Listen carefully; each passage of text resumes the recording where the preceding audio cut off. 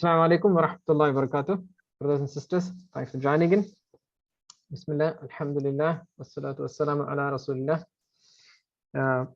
At any point of time, if you feel that you're not able to hear for some reason, please do speak up. I might not be able to monitor the chat as we go on. Okay. And as usual, as the sessions have been conducted till now, the Connect with Quran, first and foremost, at any point of time, you see a point that needs to be discussed, that needs to be suggested, recommended, to be brought up to the attention of the audience. Please feel free to interrupt, and we can hold a quick discussion on that point, right? So we don't have to wait till the end. Though I do have a slot kept for further discussion. Okay. Second, I also want to call out a quick announcement in the form that, as today Jilani Bhai is traveling, he is actually out to be conducting a session on Salah.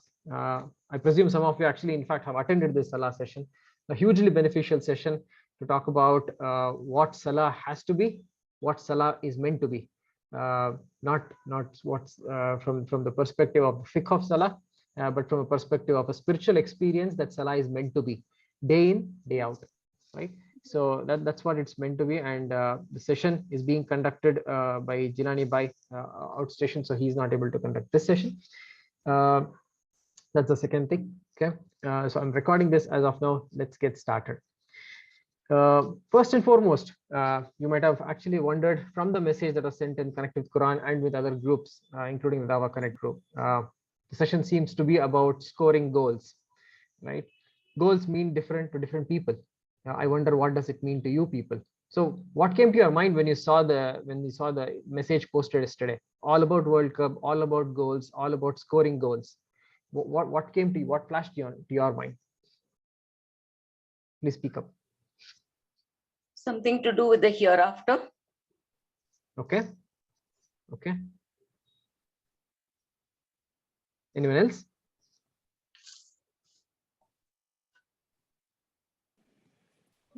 How far have you reached in reaching your goal? Okay, that sort of implicitly says that we have a goal already. Okay, okay, that's a good start. Interesting. What else?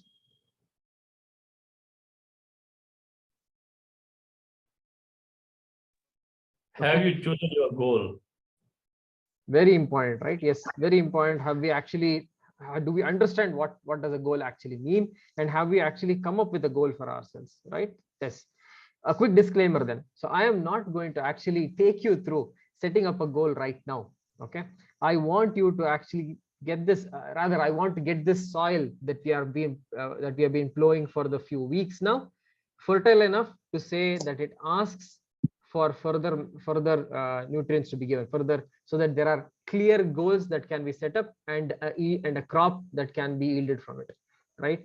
So you might be wondering, I'm speaking in the terms of metaphors here, but all I'm trying to say here is, you have gone through this Connect with Quran with literally connecting with the Quran, with the verses of the Quran, right? To understand those perspectives that either some of you probably were aware of already, but most of us, including myself, we have not been exposed to in general sessions that we attend, in general ijtima that we attend, or classes that we end up, durus, or that we end up sitting in, right? Which is one of the reasons that we have ended up taking Quran not as the word of Allah per se. We've always looked at it as a book that we refer back to, but it's more than that.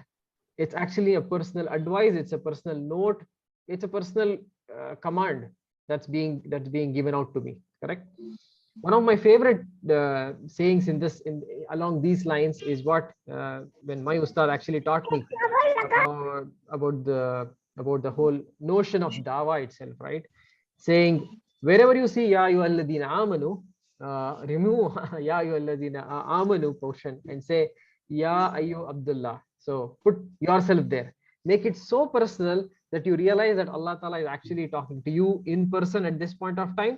Let the whole world sit back, no problem, right? So here we are today to measure our goals, okay, and see where should we be scoring, okay? So to see that, right, so let's start a little light. After all, the World Cup is just over. I'm not in any way promoting World Cup or the promoters of the World Cup. I'm not going to get any political with it, right? So, but however, here we go. A quick 101. As you can see from the very picture that I've chosen, which is so grainy, I'm not a big football fan. The technicalities of it is what I'm more interested in. I'm not someone who is either encouraging or myself follow football very closely. But however, what I'm trying to show here is there is a position for everyone who plays this. So it is in our lives, right? So we have positions that we take at different times in our lives, right? But however, what's extremely important in football field and in our life? What do you think is extremely important at the end of the day, at the end of the game, at the end of the life? What is it that actually matters the most? Goal and winning.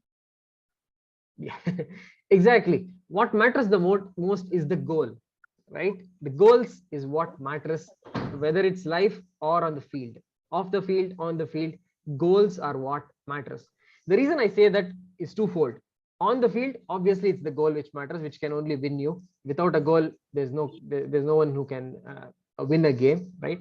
I don't want to get into the technicalities of on other parameters that someone can win, but in life, more so, isn't it goals that actually matter a lot? Let me explain how. If a person does not have a goal, forget about a person, if you and I don't have a goal, what will be our efforts aligned towards? Because at the end of the day, our success is not decided by we winning. Please remember that. We winning is not what the whole success is measured on. Our efforts is what matters to Allah subhanahu wa ta'ala. Correct? And that's exactly where goals matter a lot. Correct? However, even within goal, right? At least this is my hypothesis that I want to present to you. And this hypothesis is, of course, when I say hypothesis, this is from a modern perspective that I'm presenting it, and this is backed by the Sunnah, and we'll see how it is. Okay, I'm just using modern words here, strategic and such things, but obviously in the Sunnah you will not see such words. But however, it's backed by Sunnah. Let's go step by step. There are two strategic stances that's extremely crucial when we say goal. Okay, think about it from yours. Think about, I mean, after all, even if you're not a football fan, given Morocco made it to the semi-final, which in itself was a huge boost of iman to a lot of people across the world. Whether you are, you see Morocco representing Islam, Muslims, secondary. I don't want to get into the discussion, but however, what they represented on and off field actually gave a lot of Muslims iman boost. You and I actually have shared our WhatsApp groups, WhatsApp status, and all of it. We've seen their unique level of celebrations and how it actually, gave a boost to all of us. Think about from just keeping that in mind. On the field, put yourself amongst the Moroccan players and tell me, what are those two strategic stances that's extremely important if you are a footballer?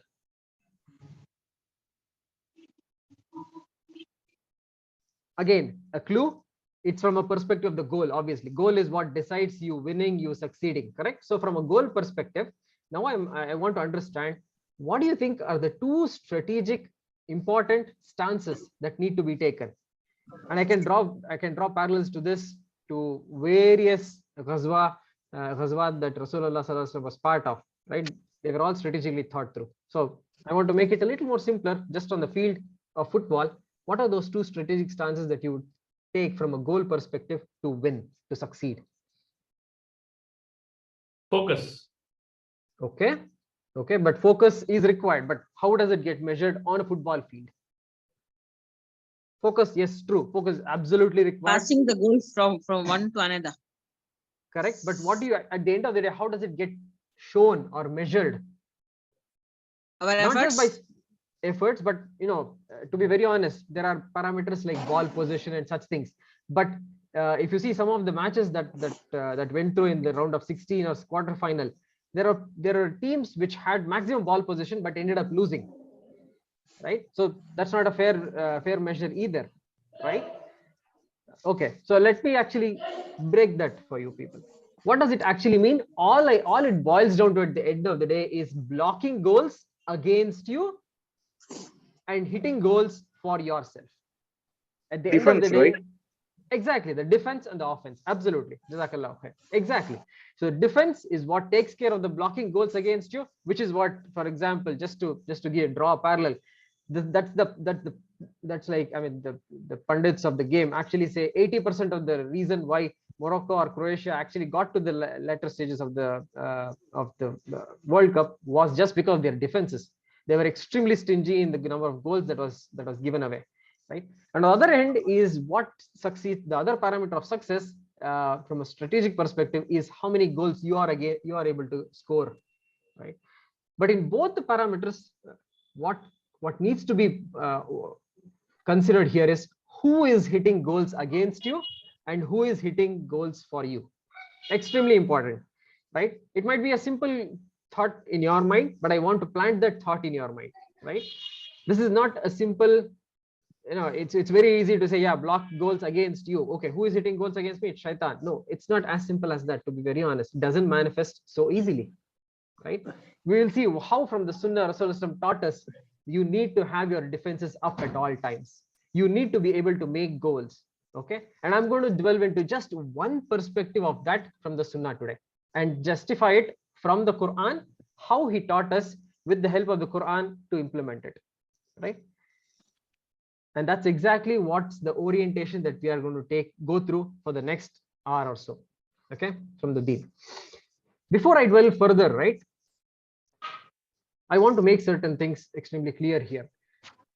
The way we look at the Quran and the Sunnah, can one of you actually tell me how are these two related? And you might just start wondering what basic question is this person asking. But I want to have this explicitly out for everyone, right?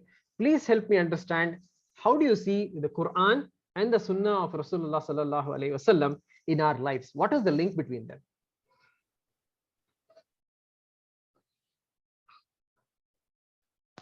Quran is the guide and the Rasulullah sallallahu alaihi wasallam is the follower. Okay, that's one way. He's Yeah, a role yeah. model. He's seen as a role model. Role model. Okay. In very simple terms, is effectively what we are looking at is a guide, as a sister called out, a theory, and the practical implementation of it is a Sunnah, which is exactly why the Amma Aisha actually was, when she was asked, describe Rasulullah sallallahu alaihi wasallam's character to us, she said, haven't you read the Quran? Right? He was the walking, speaking model of the Quran. Correct? Exactly. Keep it in the back of the mind when we dwell through the defense and the offense mechanism that is required for success in the Akhirah. We are going to use the same tools here. Okay, let's go through this. Okay, so the aim is that we have at the end of the day is stop the goals against and score the goals for yourself. At any point of time you think the whole analogy of goals is too much, please let me know. I think this is the last I'm going to use about the football goals as such, but we have way more goals that we need to talk about from our life's perspective. Okay, so I'm going to spend the next 40 minutes effectively just talking about a portion of the day that is of importance to us. I'm not going to dwell through the entire day and all the things that has actually been laid out in the Sunnah to set goals for ourselves and achieve them. And you will see that throughout the day. In fact, I'm going to spend only in one portion of the day. Okay, let's get into this. Let's get through this. Okay, first and foremost, we start the day with the Fajr. Fine. And what did Rasulullah tell us? This is the hadith, very famous hadith about the Fajr prayer. Anyone who offers a Fajr prayer is under the protection of Allah, Zimmatullah. So he is in the protection of Allah. Okay.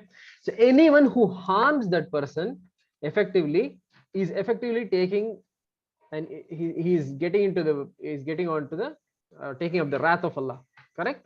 And the result of it is actually called out extremely clearly. This is from the Sahih Muslim and will be thrown on his face in hellfire. This is the wordings that Rasulullah actually called out. So you can see the seriousness of how we are being prepared for the day. But wait a minute, haven't we missed something here? What do you think I'm missing here? I'm starting my day with the Fajr. What have I missed here? Can anyone call me out here, please? Adhkar. Azkar follows, I agree, but what about it? I mean, there's something still missing. I started my day with the Fajr. Is there something that I'm missing here? Tahajjud. Sorry? Tahajjud. Sorry, sister. Tahajjud. Tahajjud. Tahajjud is pre-Fajr, fair enough, okay. But so my day has started from, I mean, for a Muslim, the day starts with the Fajr, right? But still, I am at the Fajr point. I'm talking Praising about the Allah. Fajr Salah. What have I missed? Wake up dua and friend sunnah. Correct. And sorry, Two what rakat was the sunnah second? before Fajr. Exactly. Something that we take it for granted so very easily. Everyone offers it, but do we even bother to think about it? The 2 rakat Fajr Sunnah, the Sunnah prayers before the Fajr, is something that Rasulullah did not even miss during travel. It was of extreme importance to him, to the extent he described it that this is better than the world and all it contains. And in another narration, it actually comes that Rasulullah described the 2 rakat before the dawn, before the Fajr prayer, is loving to me. I love this more than everything in this world. Goes a lot in saying about it. Have we ever stopped for a moment and thought through this, that why did he follow this sunnah so very keenly? There were hardly a few sunnahs that he actually stuck on to, even during travel, because he was a role model. As I called out, I want to re-emphasize this. Rasulullah was a role model showing practical method of living, no theoretical here. He was a practical example for all of us. So he had to show the ease of living as a Muslim. He did not want to make the life of a common Muslim difficult. So he had to make it, and he had to demonstrate it. So in spite of that, he stuck on to this 2 rakat sunnah. Any thoughts on why was this of so much importance to him? Have you ever wondered why was it so important?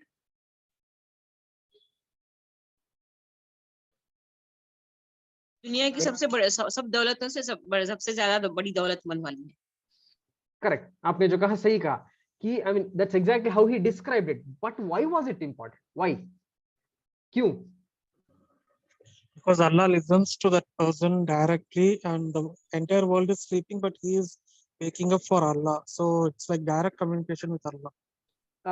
Brother, what you're saying, yes, what you're saying is absolutely correct, which is for the third portion of the night. Yes, you're right. Third portion of the night is when Allah subhanahu wa ta'ala descends to the lowest heaven in the manner which befits him, not in the way which we can describe or we can imagine. Obviously, it's beyond our imagination. It in the way it befits Allah subhanahu wa ta'ala. He descends to the lowest heaven, calling out, anyone who wants to ask me, ask, and it will be given. Anyone who wants to ask for forgiveness, ask, and it will be forgiven. Right? And that's a free offer, 365 days of the year. 365 days. Right?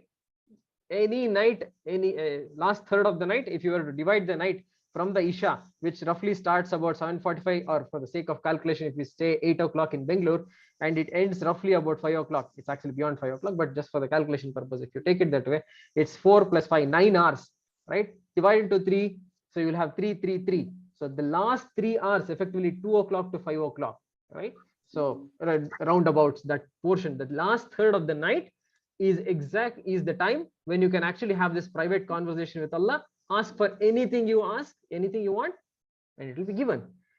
And ask for forgiveness for anything, from anything, and you will be forgiven. This is the promise from Allah. Correct?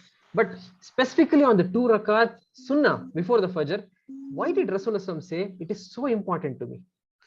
The one who is not missed the friend sunnah, he never missed the Fajr sunnah. Interesting thought. So one who doesn't miss the Fajr sunnah will never miss the Fajr salah. So you're saying that offering the Fajr sunnah ensures that you have the follow-up Fajr's Fard salah also offered. Correct? Is that what you mean by? Yeah, Okay. yeah. That's a way of looking at it. But yes, he has. I mean, in a simplistic manner, yes, it's a way of ensuring that you offer Fajr salah. So you offer the sunnah, so you follow it up with a Fard salah. Good. But think for yourself. Would Rasulullah go to the extent of saying that it's better than the world and all it contains? There has to be an extremely strong reason.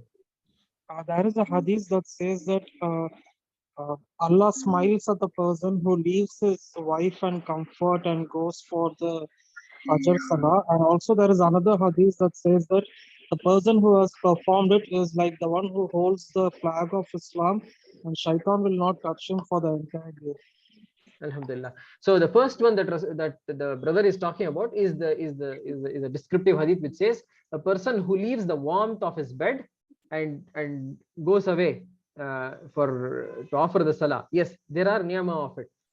Still, I would still pose the same question. All of it can be done without having offered the 2 rakat sunnah. Why did he actually say the 2 rakat sunnah? Actually, this is the beginning of the day. Actually, Sunnah. Okay. Starting from Sunnah, it's actually start of the day, Okay. right? So from there you are starting. So starting point, you can imagine, Is of importance, and hence okay. So I see your point thereby. So yes, it is important you start your day well. So Allah Ta'ala, Rasulullah is actually preparing you for it, telling you that it's an extremely important thing. Get up on a high note. Fair enough. I would still go back and say, what prompted him to say that it's better than everything in this world and all it contains? There has to be a specific reason, and I'm going to give you a clue. The clue is this, right? Okay, so this is the simplistic reason that we saw earlier, but the clue lies in the guidance that he is given on this sunnah prayer. He just did not say, Rasulullah, if you see the hadith related to the 2 rakat sunnah that is offered, it just does not stop there. There are related hadiths which says, what did he offer in this sunnah prayer? Can one of you call out which surah did he recite in this sunnah prayers? Do you know? Surah Kafirun and Qul Huwallahu Ahad. That's exactly well. Jazakallah khair, sister. Jazakallah. This is exactly where lies the reason why he called it out as something that is something better than this world and everything in it. You might be wondering, I offer salat sunnah nafil salat throughout the day, and I recite the same surahs, or at least one of them or both of them selectively here and there. At Maghrib there is Surah Al-Kafirun in the second rakah offered in many masajid.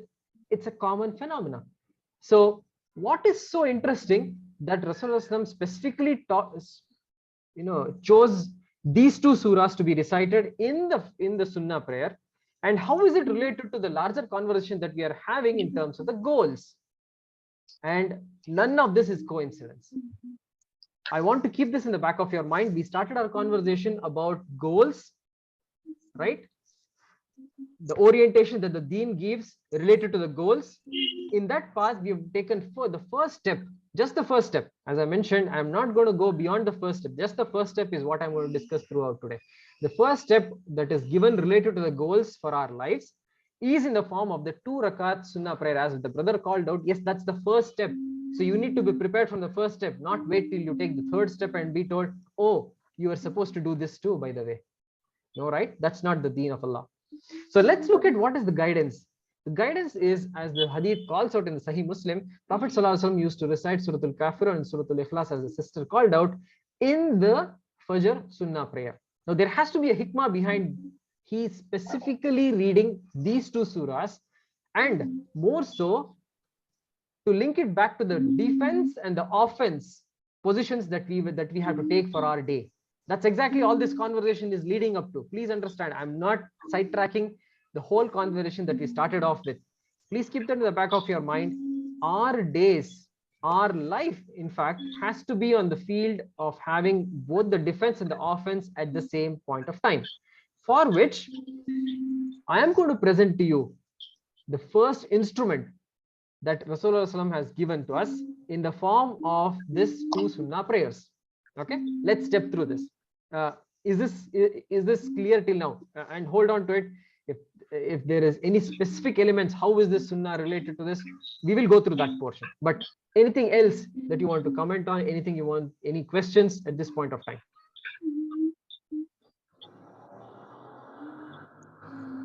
No. No? Okay. Let's dive in then. Okay. Okay.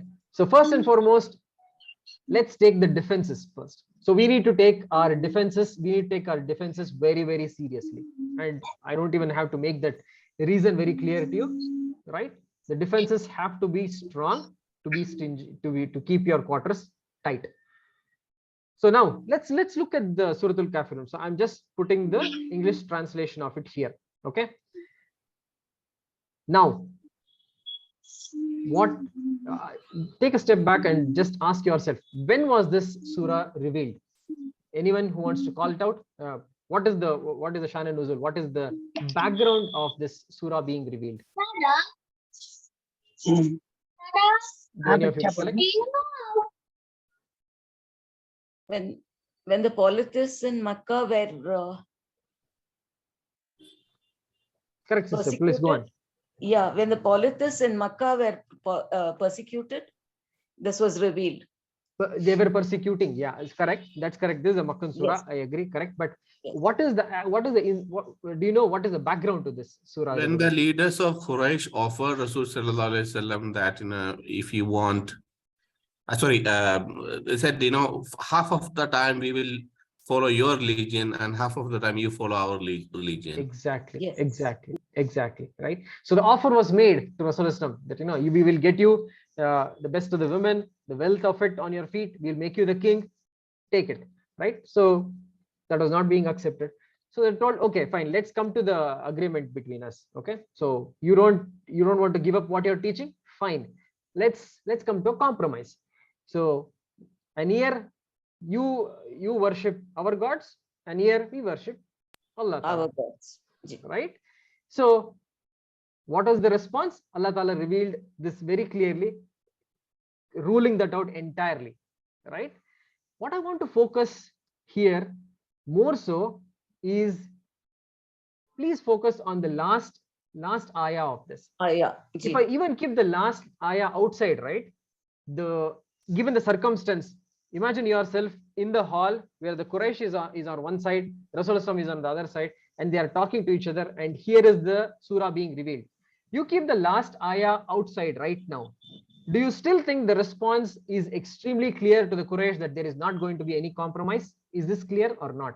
I want to understand from you. You have not put the English translation Okay, of the. the reason is I didn't want that. I don't want to actually give the English translation for it. So for now, assume that ayah is actually, for example, let's okay. If this was the response, right?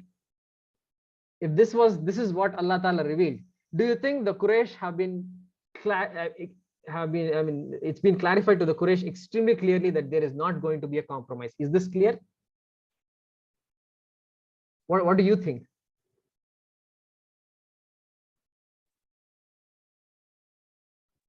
No, Hello? No? Okay. no. Why My so? understanding is that it's not only about worship, right? Exactly. Here you're talking about only about worship. Yeah. So while the offer came from the Quraysh specifically because they had restricted, their thought process was all about, you're stopping us, you're telling us you're stopping us from worshipping these idols. So let's come to a compromise on a worship portion. So I come to you and say, you worship mine, I worship yours. But Allah Ta'ala's answer is comprehensive.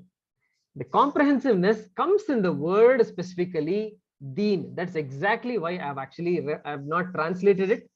Typically our translation usually rounds up being, to you your religion, to me my religion.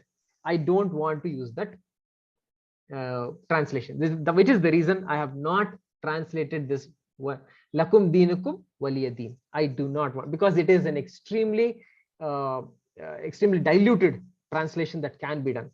Okay, we will see that how this actually gets into our realm of the discussion that we are having in blocking the goals against us. Okay, so what defense are we putting up here when we say lakum deenukum waliya deen? This is extremely important, because the rest of the surah, what it's being talking about is effectively the offer that you made, I've rejected it. First and foremost, your offer was to say 1 year we'll have the idols, 1 year we'll not have the idols. No, that offer is rejected. And to sum it up, the response up, we are saying lakum deenukum waliya deen. Okay, this is something that we already saw. It was addressed to Quraysh, but what is it referring to today? If you were to be reading this surah today, when you read this surah, either in the surah, in any of your salah, or doing tilawa, what does it actually mean to you? Lakum dinukum waliyadin. What is, I mean, because at the end of the day, I started this whole conversation saying the Quran has to be made personal, correct? When Allah Ta'ala is saying this, lakum dinukum waliyadin, what do you as an individual reading this or listening to this word of Allah infer from it? Islam, Tawheed. Okay. Keep all your isms with you. We already have ours is complete. Okay, that's one thought process, correct? When you're especially dealing with the society that we are dealing with today, right? Where you are actually in the aqalliyat, yani you are in the minority. So you would, I mean, in one way or the other, you are being bombarded with saying, okay, why don't you get mixed up? Why don't you get absorbed? Why don't you become more tolerant? This is one of the things that is being told to us, right? Oftentimes that, why don't you become part of the larger group, right? So the response stands out, as the brother called out, yes, to you yours, to me mine. But what more than that? Because the whole crux lies in our understanding of what is deen here. Okay. Any thoughts on what else comes to our mind when we actually read lakum dinukum waliya deen? Basically, it lies in the saying, what is deen? Deen, as I told, is not religion. To be honest, no. I mean, that's a very, very futile translation that's made of deen. It's actually the way of life. It's way of life. And you will be surprised to listen to this, that this very translation is what is used in many by some of the defamers of Islam. Some Islamophobic speakers in fact use a way of life to describe their way, their religion as such, right? But anyway, we are not getting into that conversation today. So deen stands for way of life, right? So when we say to me mine, to you yours, we are talking about the way of life. What all does it comprise? Is it just a set of rituals that we do? Is it just related to the 5 times salah,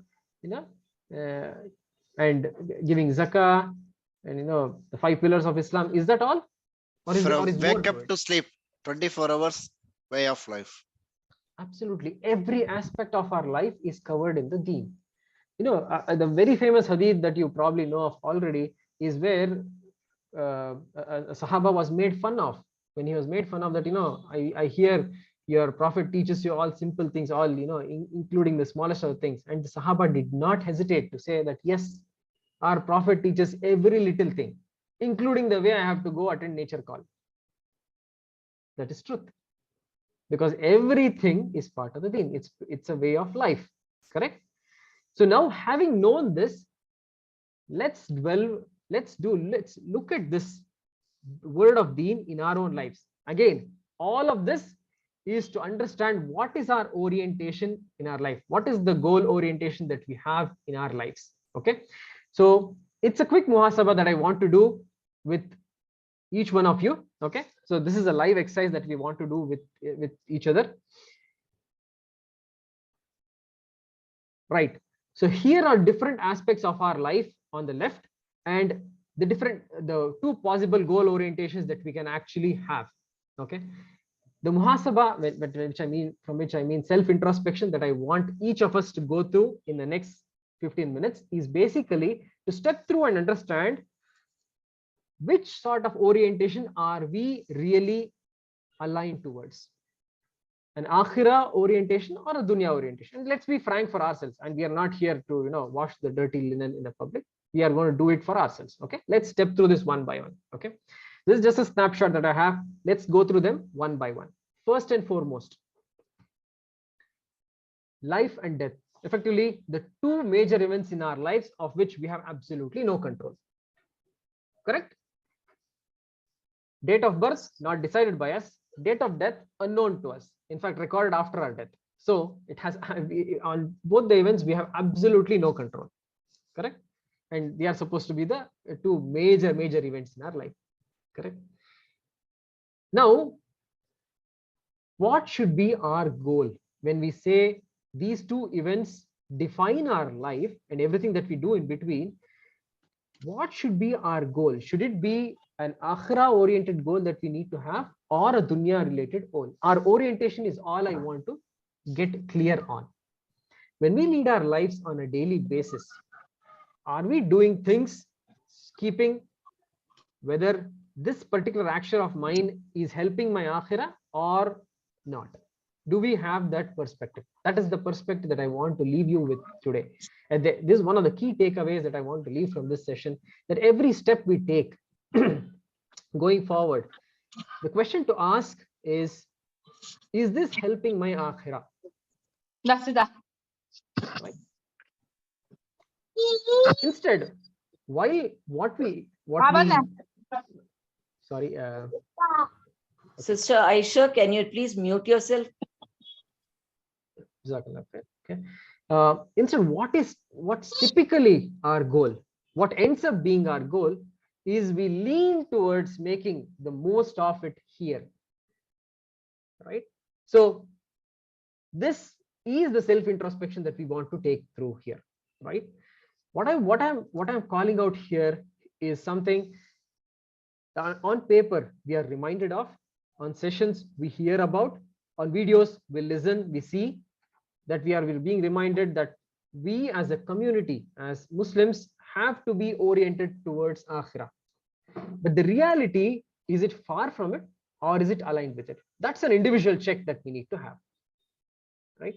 A check that's extremely important for our lives, a check that was given by Allah subhanahu wa ta'ala during the time of revelation to the Sahaba too. And it has the same check has been pushed, has been re-emphasized to every generation since then. To give the context, imagine yourself, if I were to say, okay, brothers and sisters, whoever is attending Connect with Quran Connect with Quran, you are expected to leave your phone usage, or not even leave. Okay, that's probably too much. How about actually limiting it to 15 minutes per day from tomorrow? Is that realistic? How many of you are going to sign up for it? Anyone? I really Any can't do takers? that. Sorry, I really can't do that. you can't. Okay. I'm connected with so many Quran classes. I don't think I can even think about. Okay. Yeah, okay. the same as me. Yes. Same here. Anyone who can. That's easier to capture probably. Just because when you're it's- talking, we can avoid it. Yeah. Okay. But can you limit it to 15 minutes per day? No. Yeah. Okay. So I'm not even asking you to give up the phone. Correct. But however, look at the Sahaba, and that's exactly what they were able to achieve. What the phone today, back then, what was the equivalent of a phone back then? I mean, not for communication per se, but there, as it's described in many of the hadith, drinking alcohol was extremely common. There was nothing abnormal about it when amongst the people there. Yes, it was understood as a social evil, but it was common, right? There are many people who were told, I mean, many among the Sahaba who have recorded that we used to drink, and under that influence, we have come for Salah. Till the revelation came that do not even approach the Salah when you are in the state of intoxication, right? When you're not able to understand, right? That's how it's translated. It's not intoxication that the ayah that's talking about. Ayah is talking about when you're not able to understand the Quran, right? Understand the recitation. Now, did they actually give up the whole alcohol or not? There was an ayah that was revealed that, this is haram. You should not be drinking. The prohibition did come up, correct? But did that come up on the first instance? No. No, it was a gradual process. Gradual. Yes, exactly. The gradual process is what I'm introducing you to here, right? I don't have a problem with your phones, so phone with just an example, but the inclination that I'm actually providing you here, the perspective that I want to leave you with here is, while there should be a balance between our dunya and akhirah, our efforts should always lean towards the akhirah, and that's not going to happen overnight. That change has to be initiated, and initiated consciously. That's the key element that I want to call out here. The reason I'm calling that out in this context is when we say deen, deen actually covers every aspect of our life, and every aspect of our life has to be aligned towards akhirah. That's the link that I'm trying to draw here to ensure that every step that we take in our lives should be aimed towards akhirah, right? Now these two events are marked, but there is more between the two, right? As it's very famously told, life is just 10% of what actually happens to you. 90% is how you react to it, right? Problems and troubles come to everyone, but what determines your life going forward, or who you are, is how you respond to it, how you react to it. Correct? What do we see in our lives? Basically, in a mote taur pe, effectively, if I have to say big way, we have this musiba and ni'ma, troubles and joys that we go through in our lives. Correct? Between the birth and the death, effectively we see these two elements. The question to ask ourselves is, these troubles and joys are the same, irrespective of your orientation, whether your orientation is towards akhirah or your orientation is towards the dunya. The troubles and joys that people go through are the same. What is different is how you react to it, because your reaction when you are oriented with akhirah is very different versus how you would react when it's dunya. So let me give you an example so that you understand this. What do we say when we are hit with the musiba, right? I mean, what is our outlook when we are struck with a trial in our lives? We are taught to have a mentality of sabr. We first say inna lillahi wa inna ilayhi raji'un, right? So we acknowledge that we are really from Allah, and to Him is our return. Correct? We belong to Allah and we have to return to Allah, right? But if your orientation is towards dunya, what's it going to be? Think about this, right? It's Complaints. like complaints and extreme situations is where there blaming. Yeah, very much true. Yeah, complaints, blaming, becoming angersome, losing one's patience. Yes, true. The underlying being ungrateful also comes there. Yes, Yeah. very much. In fact, I would say I would divide these two into everything that you described first, right? Or all the symptoms. These are the symptoms that show up. I'm going to become angry. I'm going to become irritated, frustrated. I'm going to show anger on others. I'm going to, start thinking this is the end of the world. I'm going to resort to measures that I would not otherwise, or others, or on myself. Some people show it on others. Some people show it on themselves. But the underlying issue here is clearly the orientation problem. The orientation, if it's towards akhirah, you will see that this is a temporary phase that I'm going through, a temporary phase that will pass, and hence this is not what I have been made for. This is not even hindering my goal effectively.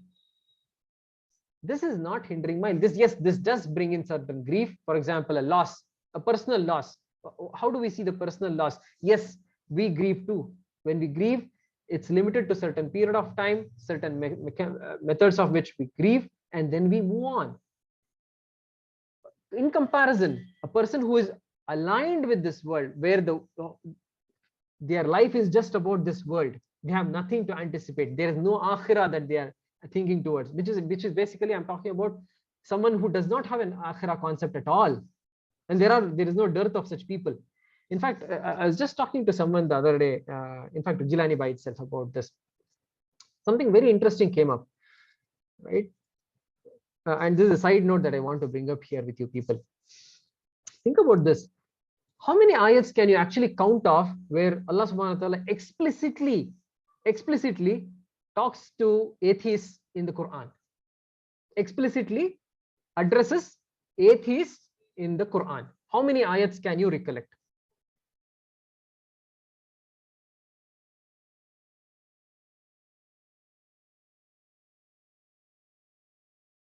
Hello.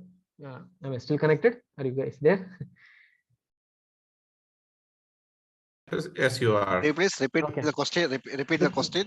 The question is, can you recollect any ayats in the Quran where Allah Ta'ala explicitly refers to or addresses atheists? Atheist, a person who does not believe in God, existence of God, God being the creator, right? They do not believe in it. Such an atheist. Allah Ta'ala referring to or addressing an atheist explicitly in the Quran. Can you recollect or list out قُلْ a set of هُوَ أَحَدٌ ayats? اللَّهُ الصَّمَدُ. Surah Ikhlas. Surah Ikhlas is actually to counter, correct? Agree. It is counter or give a first and foremost an Even introduction Surah to any. Kafirun. Even Surah Kafirun. Surah Kafirun, I wouldn't say to an atheist, right? Anyone who Atheist. actually denies at any level. In fact, it can be expanded so much. It becomes at certain point of time a reminder for us too. For a Muslim too, Yeah. it is a reminder. There are many places Allah Mhm. talk about atheists regarding. Did you see the water? Who get out from the heaven? Did you see the fire? Did you see the food? So many questions Allah asking many places in the Quran. Surah Al-Waqi'ah, like many places, Surah Al-Yasin, last part. Who will take the soul from you? All are surrounded you. I am the closest to the man. I will take the soul from him. So many ayat focus on that. Okay, so one can always argue this is a message to anyone who is doing idol worshipping, also anyone who is a polytheist, because they are being reminded these signs of Allah make you understand that there cannot be multiple Gods. centers of power. There has to be a single center of power which is managing all of it, and hence you see the synchronization that you see in the world, correct? But explicitly being called out, I wouldn't say there aren't any, but there are. But my point here is every version of the ayah, in fact the brother what he called out, everything that's being called out as a sign for a polytheist is equally applicable to an atheist. So let me clarify Yes. how. The reason is this: an atheist is effectively a person who is made his desires as God. So he has a God. It's not atheist is not without God. While they might love to call themselves that I don't have a God, the bottom line is they do have, and right, and that's where Allah Ta'ala says explicitly in the Quran about those people, saying, have you seen a person who's made his hawa, his vain desires, as the ilah, right? So that's one of the explicit ayah where Allah Ta'ala calls them out, right? And in a way, every reference to polytheism, be it in terms of calling out, don't you show gratitude to everything that you've been blessed, in the terms of everything, every ni'mah where Allah Ta'ala calls out, be it in the Surah Rahman where Allah Ta'ala calls out one after the other, one after the other, one after the other, or be the other ayats like the Surah Yasin last portion or Surah Waqi'ah where the brother was talking about in terms of the signs of Allah. The signs of Allah are spread across the Quran, right, being called out. Each one of them is actually being a reminder to every person, right, whether you call them an atheist or a polytheist. An atheist at a simple terms is nothing but a person who has made his desires his ilah, his mabud, his not necessarily just worshipping, right, someone whom you love, whom you follow, whom you get enslaved to, right? That is your ilah, right? In one of the earlier Connect with Quran sessions, we had this specifically talked about, right? Ilah is not just related to worshipping, right? Worshipping is one aspect of it, but ilah actually refers to where you have that emotional connection, where you have that loving connection, where you are lovingly enslaving yourself, following, right, not by force. And these people exactly are doing that, correct? So what would be the reason I brought that up is, what would be their perspective when a musibah hits them? Think about from their perspective. Now they had a desire, for example, they had a desire to buy the best of the house that they had seen in a posh locality in Bangalore, for example. Now for some reason that was not being, that is out of question now. You're not able to at all for whatever reason, right? How does it sound like that for a person like who's made this dunya as his end goal? A dunya oriented person, what would go through his mind? Think about it for a minute. That sounds like end of the world to me. Frustration is one thing. They get into a kind of depression. Mhm. Yeah, I mean, I'm just telling you. Absolutely, absolutely. It's all my interaction with a few atheists. That's how I'm just putting up these points to you. Yeah, yeah. So Yeah. yeah, absolutely. Someone who is actually oriented that this dunya is everything that I live for, I miss out these milestones or these ultimate goals that I have. That's the end of the world to me. That's exactly how I would perceive it. Correct? Right? But the question here is, it's nice to be on this side of the fence to say that that's how they are perceiving. But as part of the muhasaba that I want to do, that I want to conduct with you people here, question to ask is for ourselves. Am I being any different, or am I also in the same boat here at certain level? Am I actually behaving the same way? Not necessarily to that extent, but am I actually being the same here in certain terms, in certain aspects? Am I actually living for this dunya and not for the akhirah? Right? Am I actually dedicating my life, my resources to make my akhirah? Right? Or am I actually dedicating all my resource and everything that I've been blessed with? This is just the musibah that I'm look at. I've been equally gifted with ni'mah. These are joys that we go through. These are some things that we actually love talking about, enjoy doing, right? Happily display it around. Do we show at that point of time a mentality of shukr, where we actually thank Allah and go a step ahead and make use of it to make our akhirah? Or are we actually being exactly like a dunya oriented person who goes overboard with this ni'mah, flaunting it, but not using it for our akhirah? That's the muhasabah that one needs to do. And I'm not, as I called out, this is not a public muhasabah session. This is muhasabah is self-introspection, right? So it has to be done by oneself. And I sincerely urge all of you at the end of this, think about these aspects of between my birth and death, the two salient points in my life of which I have no control. There are several stages that I go through, which can be either categorized under a musibah that I've been struck with, or a ni'mah that I've been blessed with. What's my orientation, and have my behaviors been aligned with this orientation at all? The reason I brought up the Sahaba example earlier also is to ensure that this was the training that they went through, the training that we are trying to go through ourselves here, to ensure that we actually understand this orientation, this goal orientation is set well in our minds, is exactly how the Sahaba were taken through. Just to give an example related to that alcohol itself, right? The ayah that was revealed first was not the prohibition ayah, right? The ayah that was revealed first related to the intoxication was not that you don't come for salah. The ayah that was revealed first was to say that there is harm in it. Though there is actually some good in it, but there is more harm in it. So this is the information. This is the training that the Quran, that Allah subhanahu wa ta'ala actually gave. A lot of this time was spent people being reminded that here you are, this is part of your lives today, but it's not good for you. Okay. And this, as it settled in, the next step, the next stage was taken up that, okay, you've been taking this for now, you've been informed that it's not good for you. However, you continue doing it, right? So when you are coming for a private conversation and you are enjoying this private conversation with me, if you are coming to me, don't come in this state. That's the second revelation from Allah subhanahu wa ta'ala. And that's the second stage of it, where Allah ta'ala stopped them from coming in when they are intoxicated. Why? Because they are not able to even comprehend. They are not able to understand. What's the point of having a conversation when you're not able to comprehend it? Right?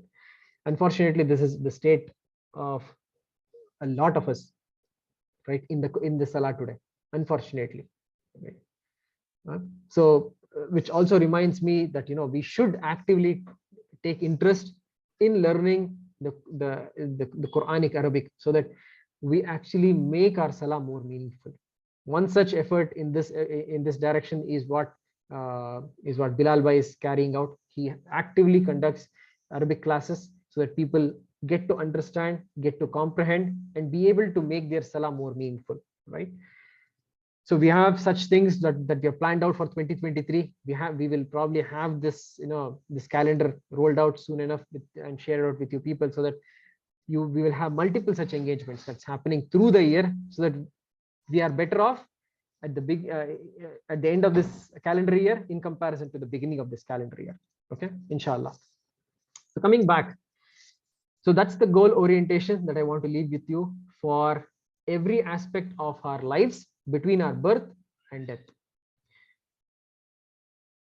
But before I move on, have we thanked Allah for all the ni'mah we are enjoying right now?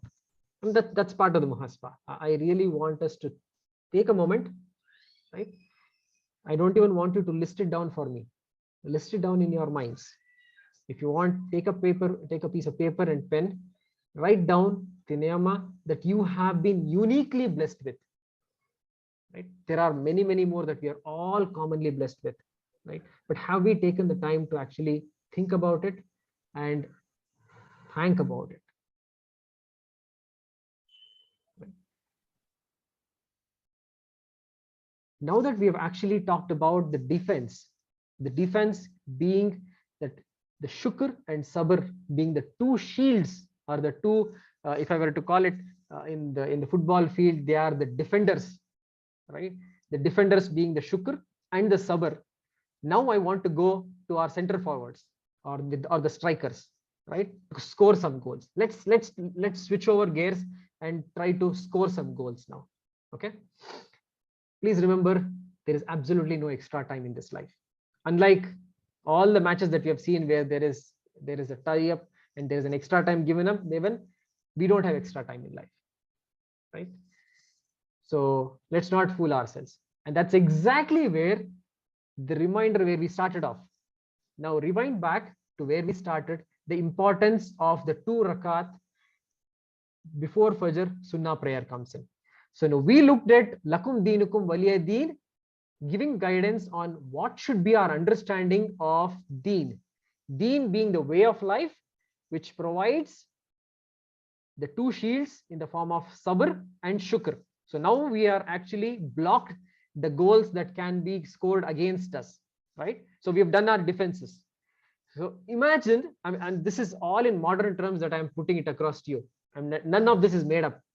There is a reason why Rasulullah specifically chose Suratul Kafirun and followed it up by Suratul Ikhlas. There were other smaller surah.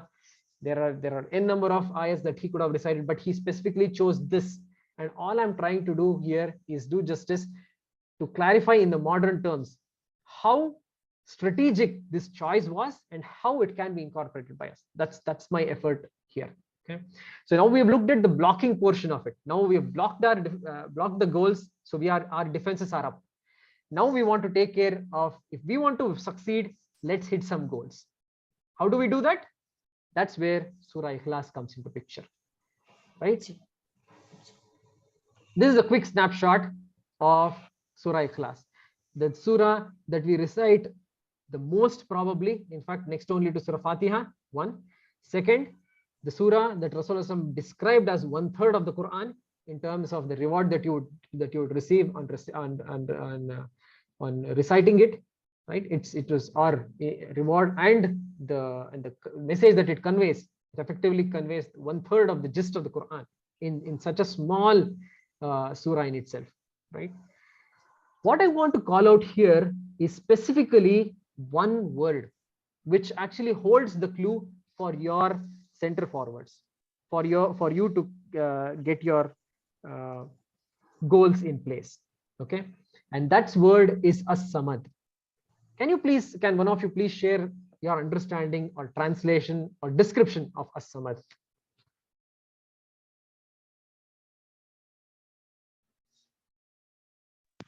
Allah does not need anything. Okay. Yeah. Beniyaz in Urdu. Yeah, correct. As-Samad means, yes, he's not in need of anything. Correct. Absolutely. I want to actually give you an additional perspective of what this word comes from. This is one of the beauty of the language, Arabic language, right? Arabic language has, every word has root letters. Effectively, from the root letters comes many words that can be formed with vowels added to it. And however, there is an aspect of the root word in all of them, right? So there are many examples for it, right? This is one such example. So Samad actually comes from the root word Sad, Mim, and Dal. Okay, what does it actually mean? It actually means to reach, attain, or to aim towards something. Here we are, and it's not a coincidence. Absolutely not a coincidence that we are talking about goals here, and we are come to the point of saying Allah Samad and Sad Mim Dal actually means aim towards something. Do you see the connections here? This is not at all a coincidence that we are talking about the Sad Mim Dal, the root word from which as-Samad comes, means aim towards something. And when we are talking about Rasulullah Sallallahu Alaihi Wasallam, imagine yourself offering these two rakats with him. I mean, just imagine for a moment that you are actually offering, you're heading to, you're going for Fajr Salah, before which you're offering Sunnah rakat. You're seeing him offering and you're offering with him, and he's offering Surah Al-Kafirun. And in your mind, with this understanding, after this discussion that we have had today, here I am starting my day. I have my blocks, I have my defenses up, and now I am out to score my goals. What am I aiming towards? I am aiming towards pleasing as-Samad, right? And no wonder I have his description, as he described himself, as the best way to start it off. Rest would follow. And that's why I said I am going to spend only one aspect of the entire day's training that we have to talk about this orientation that we need to have, right? The goal orientation that we need to have towards Akhirah. There are multiple maqamat, multiple such positions throughout the day that are placed in our lives to understand and explicitly imbibe them in our lives. But however, I've chosen just the one. And as you can see here, that in itself is an amazing preparation step to start our day, right? So here we are, the Sad Mim Dal, which means aim towards something. Okay. Question to ask is, where is our goal aimed at? Right? A question that every day that I end up reciting this surah, in comparison with along with Surah Al-Kafirun in the pre-Fajr Sunnah prayer, a question that I need to ask myself every living day from now on, inshallah. Every living day, I really need to ask myself, yes, Allah Ta'ala has given me the ni'mah of reciting Surah Al-Kafirun to ensure that my deen, I am setting it away from the orientation, dunya orientation, and towards the akhirah orientation. Now that is in place, then I'm being told to recite the Surah Al-Ikhlas to ensure I have my goal now aimed towards something. And what is that? Towards pleasing Allah subhanahu wa ta'ala, so that I have my akhirah in place. Right? Okay, before I move on, any questions, any thoughts that anyone wants to share? Anything that's not clear, anything that you want to add on to this, please speak up.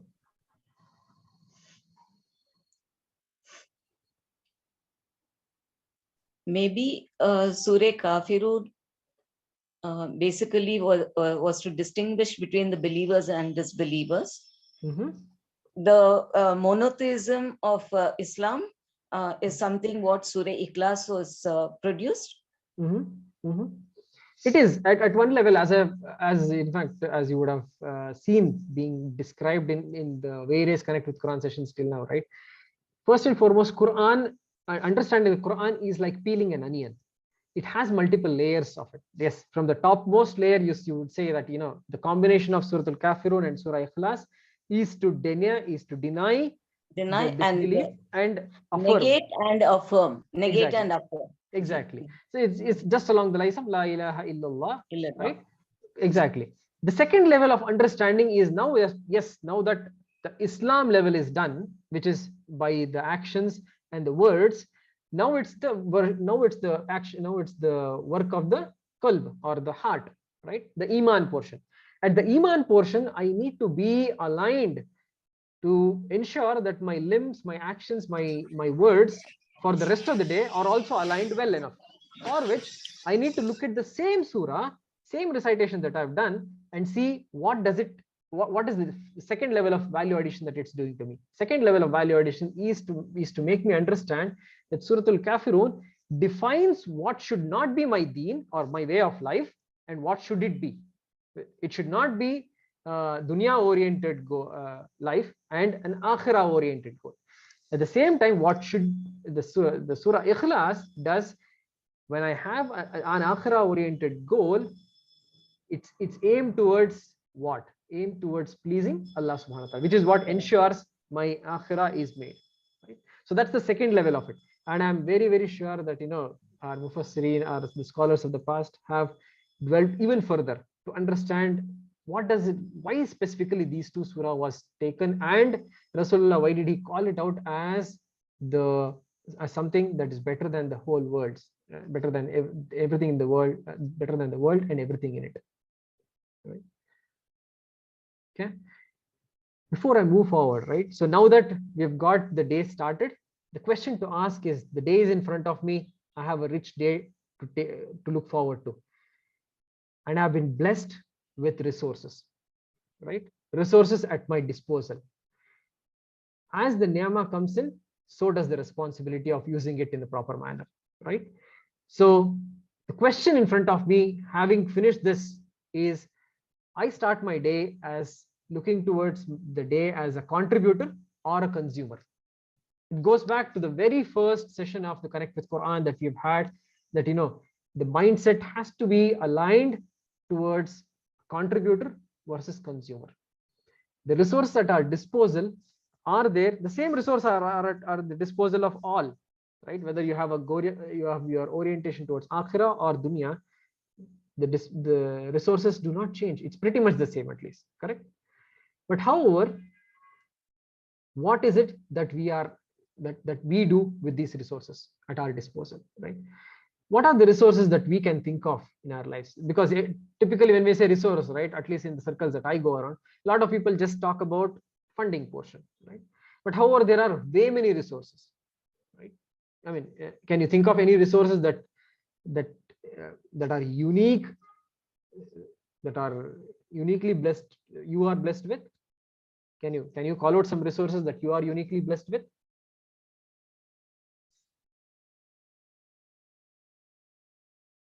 No, please don't hesitate. It's okay. Lisan,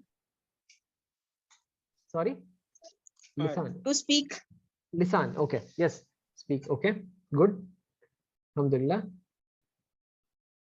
And that's coming from actually a sister, which is I'm extremely happy about, to be honest, because that is exactly where the dearth lies in our community today. Just a tangent, but I do want to call this out. Okay. It's probably 2 years of this is pre-COVID that I'm talking about. Or probably during COVID, I'm sorry, probably during COVID. There was an issue in Tamil Nadu which happened where the Muslims were targeted, right? So were they across the country anyway during COVID, right? It was for different reasons. People were told that, you know, COVID is being spread because of this. So you know what?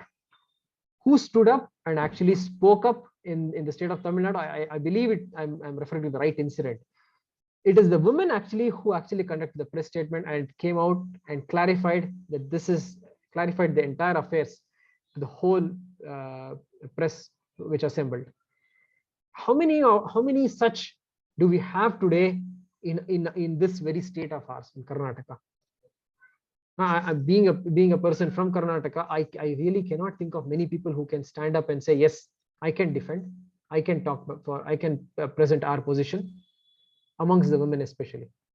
I mean, unfortunately, I can't even think of many who can do that amongst men today, especially in the local language, because that is where your words are going to be heard, your statement is going to be listened to, you're going to be given some space, and you will have the maximum reach.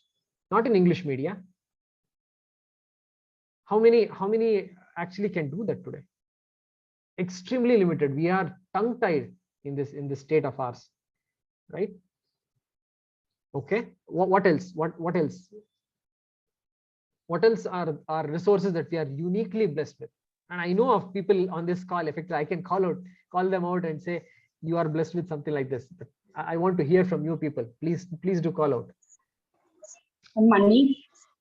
Money is one, yes. To whatever extent, right? I mean, Fitness. you don't have to be Elon Musk, right? But anyway, whatever. Yes, please.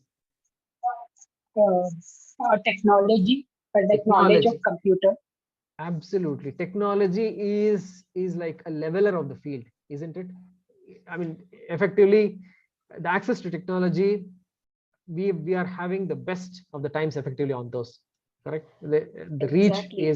is unmatched. Correct. Exactly, especially after pandemic. Yep. Zoom has taken a real turnout. Yeah, And yeah. most of us are getting all kinds. See, we used to pay and go for classes. We Right. used to, travel by buses to reach a Quran session or to go for a tajweed or for a Hifz-e-Quran. Right. Now, just click of the thing and click of that link, and we are on Zoom. Yeah. And there are sisters, there are brothers who are, conducting such sessions. Yeah. Don't you? This itself is a big ni'mah from Allah, Correct. especially for the Muslims. Yeah. So the Yeah. question that arises, right? So when I'm just calling out a simple list here. There are people who are actually excellent in showing empathy, but are we doing some sort of counseling sessions within the community, Yes, across the community? Right? yes. Alhamdulillah, Alhamdulillah. There are I'm a people. social counselor, so of course Alhamdulillah. I'm doing it for the rewards basically, Mhm. because I've been Alhamdulillah. connected with the rewards. That's why. Alhamdulillah. Alhamdulillah. Right. So this is a live example here, right here, right? So there are such people I'm sure I can think of even amongst this group who have these unique capabilities. For example, in networking, I came across a person who just doubled our subscriber count very recently on one say. Mashallah. Right? I'm Mashallah. someone who has a reach like that. And there are people who are just research oriented and they have no inclination towards anything else. They're extremely good at it. Right. And there are people who say that, I am excellent with mingling with people. I'm a people oriented person, and I'm good at social service. Right. And there are many such resources that exist in our community. The question here is, what are we doing with these? What's our orientation using them? Are we actually ending up earning our akhirah or using it only for self gratification? At any point of time, I'm not concluding or conveying in any manner that it should not be used for personal uses. Absolutely not. Allah Ta'ala has given this ni'mah for usage, and there is nothing wrong in it. Nothing wrong in using it yourself. Just like I want to remind you from the session that we had about the specific dua, Rabbana atina fid dunya hasana wa fil akhirati hasana wa qina adhaban. We specifically called out the hasana there. While general understanding is about asking for good things in this world, it's not limited to it. In the larger context, it actually is talking about achieving hasana in the akhirah. Correct? Enable me to do that. Similarly, getting all the things, all the resource that you have today does not mean that you don't use anything for this world. No, absolutely. You make your dunya, make your akhirah. Ideal is making your dunya, make your akhirah. Right? And that's exactly where this whole thing has come together in the form of these important questions that I want to leave you with.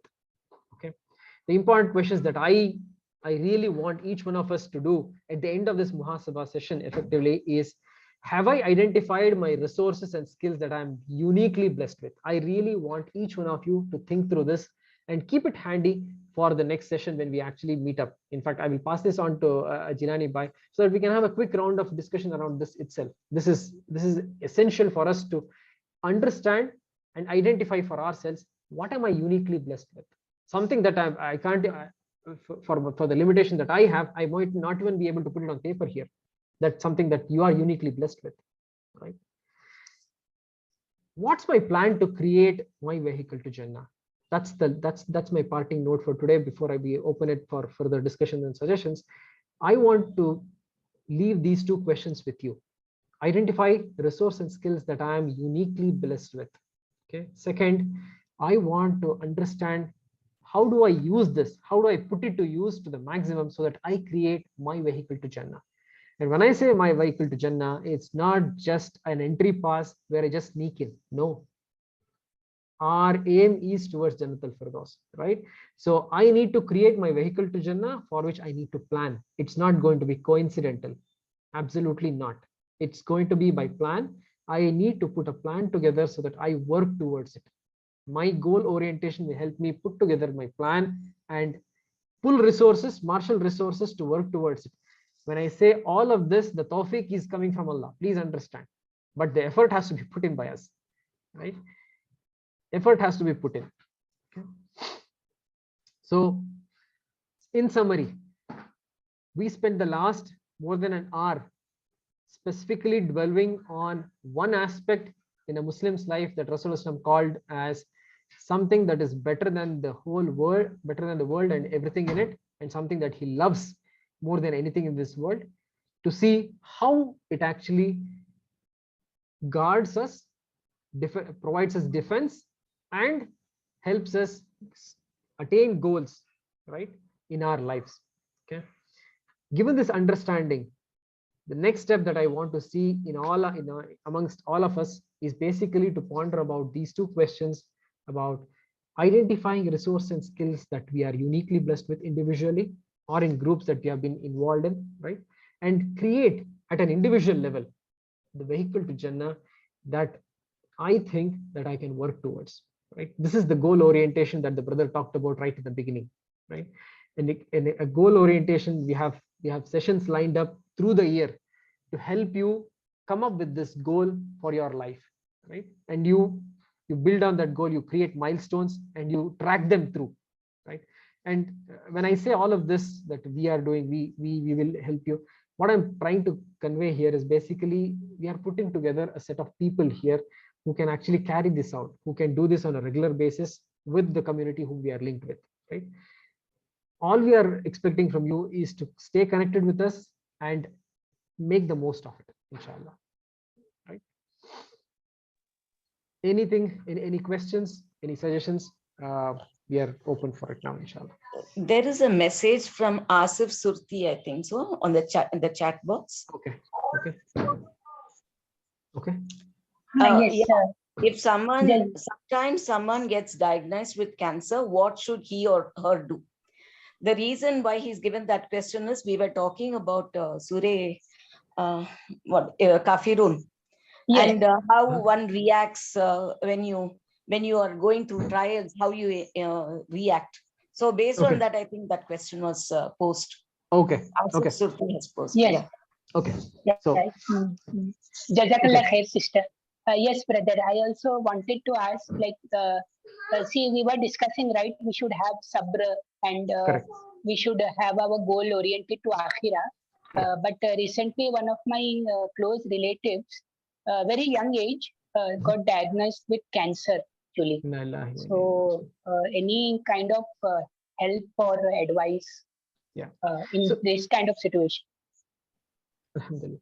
So first and foremost, and this is coming purely from my limited understanding of what can be done in these circumstances, right? First and foremost, my empathies and having especially gone through this myself, right? My close family member went through this. My own sister, in fact, went through this very recently. So I can relate to what the family goes through, right? Second, as an individual, when you're struck with a musiba like this, right, a trouble like this, what looks like on the face of it, first and foremost, one needs to understand, and this is at a very large picture perspective. We look at the pixel, the image is only visible to Allah. In very broad terms, if I were to explain it, we in our lives, all our lives, we are only looking at a small portion of an entire picture.